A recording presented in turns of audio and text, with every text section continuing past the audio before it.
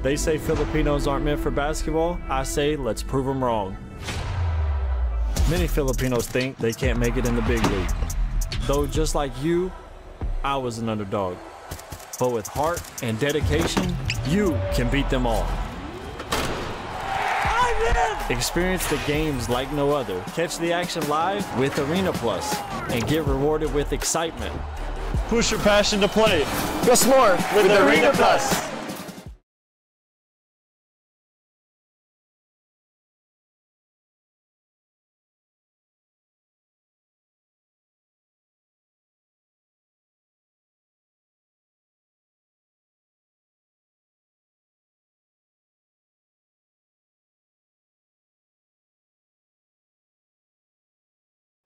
Energy!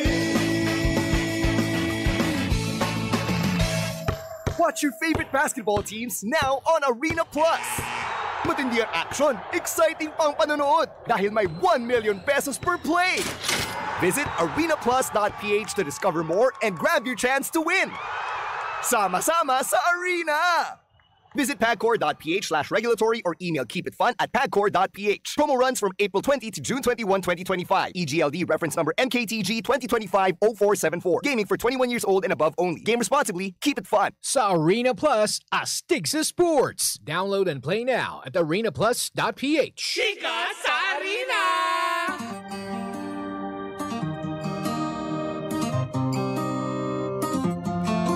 Isang magandang umaga Metro and Mega Manila. Kayo patuloy pa rin pong nakatutok sa number 106.7 Energy FM.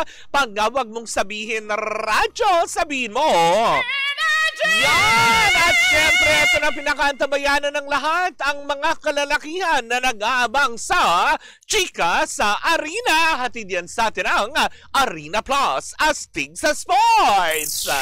Naku, eto na nga, wag na natin patagalin pa dahil for sure nag-aabang na, lalong-lalo na ang mga fans ng PBA dahil eto na, mag-recap muna tayo sa kaganapan last Wednesday kung saan nga naman tinalo ng Ginebra San Miguel by 21 points ang Terra Firma sa score na 101 versus 80 ng Terra Firma. Samantala, tinambakan din, araw ng pagtambak nung Wednesday.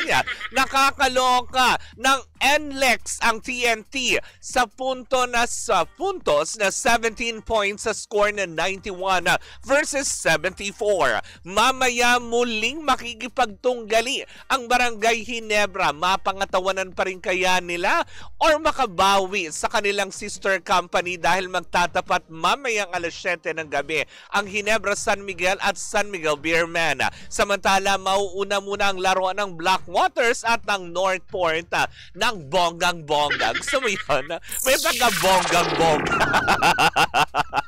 Samantala naman, tumungo naman tayo para sa NBA Eastern and Western Conference Playoffs na nagaganap. Nako, nakakaloka. Kahapon nga tuluyan ang natapos na nakakaloka ang Game 2 kung saan nga naman tinalo ng Celtics by 9 points ang Magic sa score na 109 over 100. Samantala naman tinalo ng Cavaliers din sa Game 2 ang Miami ni Baby Toby. Nakakaloka sa score na 121 at 112. Paano yan, Baby Toby? Dalawa na ang talo. Grabe na ito, na nakakaloka. Samantala, kahapon din, luhaan naman din ang mga fans ng Golden State Warriors dahil matapos silang talunin ng Rockets sa score na 109 over 94 ng GSW. Samantala, ngayong araw nagsimula ang Game 3 para sa NBA Eastern and Western Conference Playoffs kung saan kanina ay tinalo by 2 points ang saklat nito ng Knicks ang Pistons sa score na 118 over 116. Samantala, naka-halftime break ngayon ang labanan sa pagitan ng Grizzlies at ng Thunders kung saan lamang ang Grizzlies sa score na 77 over 51 ng Thunder. Samantala, second quarter with 3 minutes on the clock naman ngayon ang namamagitan. Wow! Namamagitan sa Clippers at ng Nuggets kung saan lamang ang Clippers sa score na 58 over 41 ng Nuggets. At syempre, nako, malayo-layo pa yan. Sandali, bakit chumichika-chika ka na dyan? Oo, wait lang. Nakakaloka na ito, wait lang. Pero yun na nga mga kaganapan muna sa mundo ng NBA kung saan nga naman nasa Game 3 nagsisimula para sa playoffs. Kumbaga best of 7 games ito para malaman natin kung sino-sino nga ba ang mga papasok para sa semi-final round ng Eastern and Western Conference ng NBA. At syempre kung gusto mo rin naman maging astig ang araw mo at maging kakaiba ang gaming experience mo, aba mag-download ka na ng Arena Plus app sa inyong mga cellphone. Bakit kanyo? Ang Arena Plus lang naman ang tinanghal bilang Best Sportsbook Operator for 2024 Sigma Asian Awards kung saan ito magpapabago at papaano mong i-enjoyin ang mga paborito mong laro, 'di ba? Ang Arena Plus ay hindi mo na rin kailangan pa dahil ito, alam mo yung kompleto na yung mga latest scores, latest happenings. Wow! Happenings? Ano, birthday? Yung mga latest happening sa mundo ng, alam mo yun, pampalakasan, hindi ba? Dahil nandiyan ang PBA, NBA, PVL, soccer, basketball, volleyball, boxing, at marami pang iba. Kumbaga, all-in-one na nga, ika nga ng Arena Plus, diba? Kasi nga, pwede mo silang mapanood gamit ang inyong mga mobile device app lang at inyong mga cellphone, diba? Anytime, anywhere pa. Hindi ka na rin kailangan mangamba pa dahil ang Arena Plus ay licensed ng Philippine Amusement Gaming Corporation o PAGCOR para masigurong legal at secure ang gaming environment ng ating mga user. At dahil namin gusto astig ka, dahil gusto namin yan, diba? Samahan natin ang ating mga official endorser na, ayan, umariba sa mundo ng PBA na si Scottie Thompson at syempre ang ating phenomenal film basketball star na umariba naman sa mundo ng NBA na si Jordan Clarkson. At hindi lang din yan, pwede natin ma-enjoy ang Arena Plus app sa pakikinig sa kanilang official jingle na Halina sa Arena performed by one and only Glock 9, diba? Ang Arena Plus din ang official sponsor ng PBA, PVL at Gilas Pilipinas. Kaya kung wala ka pang Arena Plus app sa inyong mga cellphone, you can download it in App Store, Google Play, and yan, sa inyong mga cellphone, pwedeng-pwede yan. You can also watch it live on arenaplus.ph. Sa Arena Plus, astig sa sports. Tandaan lang po natin that gaming is 21 years old and above only. Keep it fun, game responsibly. At dito na po natatapos ang ating chika sa Arena. Hatid sa atin yan ang Arena Plus, astig sa sports. Watch your favorite basketball teams now on Arena Plus. Matindi ang action, exciting pang panonood dahil may 1 million pesos per play. Visit arenaplus.ph to discover more and grab your chance to win. Sama-sama sa Arena!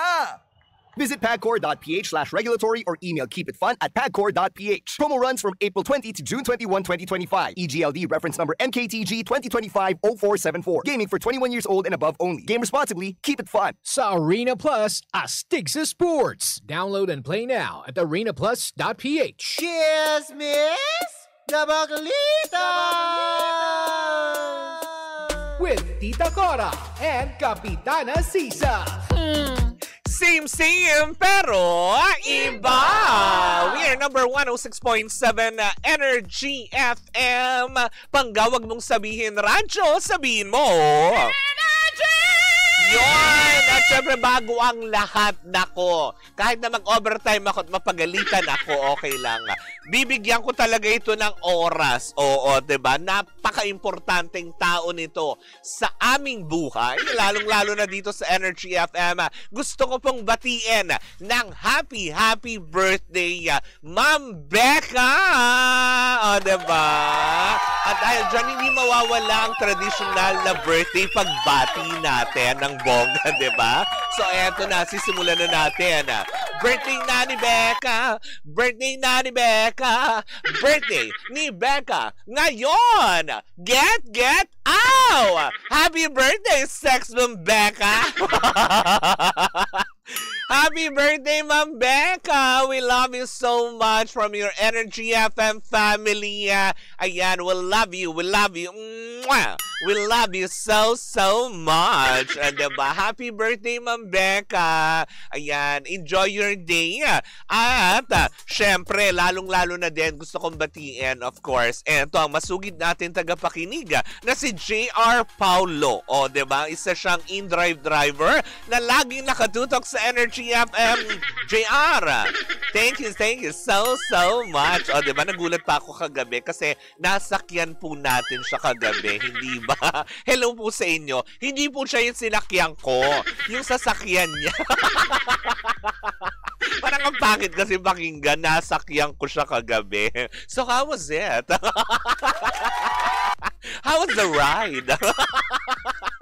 Di ba yung mga ganong aspeto? Pero anyways, ako mga pangga, eto na. Friday na Friday, pero kakaiba ang nasagap kong chika, ha? Pwede po itong pasinungalingan or pwede itong patotohanan, lalong-lalo na ang mga kaibigan natin sa bakuran ng TV5. O, nakakaloka. Uy, balita ko. Parang last day daw ngayong araw na ito, ipalalabas ang Will to Win ni Willie Revillame on TV5. Ayon sa ating nasagap na chika, chuchugihin na nga daw di umano ang panghapong programang ito dahil nga daw sa mababang ratings. Naku, nakakaya na nga ba sinasabi sa hula oo. Diba, nakakalungkot isipin kasi diba, alam naman natin na ngayon si Kuya Will ay very busy dahil sa kanyang ambisyon na makapaglingkod naman din sa mga tao, hindi ba? Kaya nga naman tumakbo siya bilang senador. Pero ang nakakaloka kasi diba, right after niya mag-leave sa naturang programa, ang pumalit sila Randy Santiago. Na ang ibig bang sabihin nito is para bang na hindi kinakagat ng tao, tsaka parang wala daw kita. Kaya nga naman dahil, alam mo yun, kasi buhat ng pala ito na ipinilabas, 'di ba? Bago pa man din magdesisyon si Willie Revillame na tumakbo sa kung anumang posisyon sa gobyerno, ay nung pala, kumaga parang pagpasok daw sa TV5, binigyan sila ng 6 months, 'di ba? To prove themselves na sige, okay lang kung papasukin ng keme, 'di ba? May mga pumapasok na income naman. Kaya lang syempre, alam naman natin ang ilan sa mga tumutulong din kay Kuya Will ay tumatakbo din bilang alkalde ng Maynila. So, syempre, wala mo ng pondo, diba? Yung mga ganon, walang sponsorship. Ganon ba yun? Na nakakaloka. Pero yun na nga, kasi nagsimula lang daw ito sa blind item na may chuchugihin nga daw na panghapong programa ang TV5. Nagtataka naman ang ilan, parang tipong, ilan lang naman din ang panghapon. Imposible naman tanggalin ang Frontline Pilipinas dahil alam mo, nagre-rate yun. Diba? Syempre nga naman, love natin yan. Sila Jiggy Manigad, of course, Manikad, of course, sila Cheryl Cosim and Julius Babaw. Tama ba? Oo, diba? Na nakakaloka. Syempre, yan ang mga pinakatututukan. Pero, diba, na nakakaloka. Yun nga daw nakakasad na chismis.